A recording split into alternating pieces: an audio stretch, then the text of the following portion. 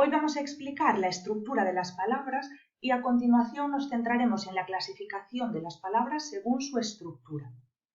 Antes de nada vamos a repasar las unidades de la lengua. Como recordaréis, van desde la más básica, que son los fonemas, hasta la más compleja, que son los textos. Pero entre unos y otros tenemos los monemas, en los que nos vamos a centrar hoy, las palabras y los enunciados. Mirad, los monemas son las unidades más pequeñas de la lengua que tienen significado, porque recordad que los fonemas, los sonidos, no tienen ningún tipo de significado hasta que se combinan entre sí. Si os fijáis en estos fragmentos de palabras, por así decirlo, seguro que ya os llevan a un significado, más o menos, aunque ese significado no esté completo. En cambio, si combinamos enferm con O y con S, creamos la palabra enfermos. Y si combinamos enferm con era, crearemos una palabra completa que es enfermera. Por sí solos tienen un significado, pero un significado muy básico, que es necesario que se complemente con otros monemas. Vamos a ver los tipos de monemas que hay. Por un lado tenemos el lexema, también llamado raíz, y por otro tenemos los morfemas. Las características del lexema son que no varía en las palabras de la misma familia léxica y que además aporta el significado más importante, el significado básico a la palabra. Fijaos, pan, panadero, panadería y empanar son palabras que pertenecen a la familia léxica de pan. Y como comprobaréis, la raíz pan o el lexema pan se repite en todas ellas. Además, aporta esa raíz el significado básico a cada una de estas palabras, aunque luego tenemos otros monemas de otro tipo que son los que completan el significado.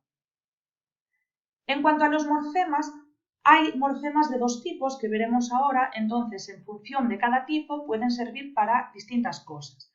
Por un lado hay unos morfemas que permiten crear nuevas palabras. Fijaos, yo tengo el lexema flor y puedo añadirle ero y creo una palabra, o puedo añadirle ista y creo una palabra distinta. Entonces añadimos este morfema a la raíz para crear palabras nuevas.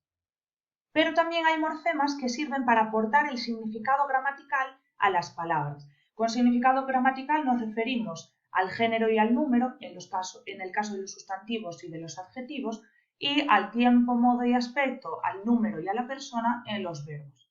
Fijaos, aquí tenemos un morfema que indica femenino. Si pusiéramos una O, gato sería el morfema que indica masculino. En mantel es una palabra simple, pero si le añadimos este morfema, entonces tenemos manteles y el número cambia de singular a plural. Y lo mismo con cantábamos. Este va indica el tiempo y el modo del verbo, indica que es pasado, y este mos indica el número y la persona, indica que es nosotros, primera persona de plural. Bien, vamos con los tipos de morfemas entonces de los que acabamos de hablar. Vamos ya a ponerles nombre. Por un lado tenemos los morfemas derivativos, que eran esos que permitían crear palabras nuevas. Y en función de dónde estén colocados con respecto a la raíz o al lexema, podemos hablar de prefijos si se colocan delante de la raíz, como en pre, decir o in, útil. Tenemos sufijos si se colocan detrás de la raíz, como en jardinería o utilidad, y luego tenemos los interfijos que van colocados entre la raíz y los sufijos, como en lodazal o pececito. Como podéis comprobar, tanto los prefijos como los sufijos lo que hacen es crear palabras nuevas a partir de otras que ya existían. Por ejemplo, a partir de decir o de útil creamos predecir e inútil. Aquí creamos utilidad también a partir de útil, o aquí creamos a partir de jardín, jardinería, que son palabras diferentes.